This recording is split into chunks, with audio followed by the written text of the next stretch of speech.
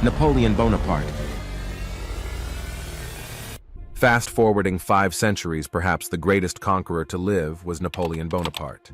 The transition from swords and spears to artillery had taken place, and Napoleon was an undisputed genius in this art of war. Although he became emperor in the name of defending revolutionary France, one can see his ambitions carried him far beyond. His personality was probably even more bizarre than the rest of the great conquerors. Caesar considered himself to be the only messiah to his people. Alexander thought himself to be a god. Genghis was a tyrant steppe overlord, while Napoleon considered himself an artist of war. He is reported to have said, "I love power, but it is as an artist that I love it." To him, the battlefield was a painting, and he was an artist drawing it. His power of concentration was enormous, as was his memory for detail and facts. Once, on a campaign in 1805, one of his subordinates could not locate his division.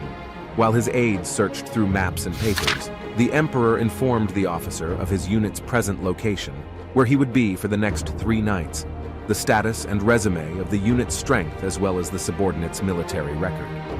This out of an army with 7 corps, a total of 200,000 men, with all the units on the move. It was all pictured in his head. He swept victories throughout parts of Europe and the Mediterranean region with his forces moving as swiftly as the wind, only louder. However, the stakes got higher and higher, the death toll mounted, and the battles became even more blood-soaked. Eventually, he was defeated at the Battle of Waterloo in 1815 and was captured by the British forces. He was not sentenced to death since the British did not want him to die as a martyr. Instead, they house arrested him with a few of his followers in a rotten bungalow. He lived the rest of his life in constant denial of his circumstances. When he held a dinner party, men were expected to wear military dress, and women appeared in evening gowns and gems. He wanted to feel like he was still ruling. Years of isolation and loneliness took a toll on him, and he finally died on the 5th of May, 1821, making his last confession, France, the army, head of the army, Josephine. He basically expressed everything dear to him, his country, his military career, and his wife, Josephine.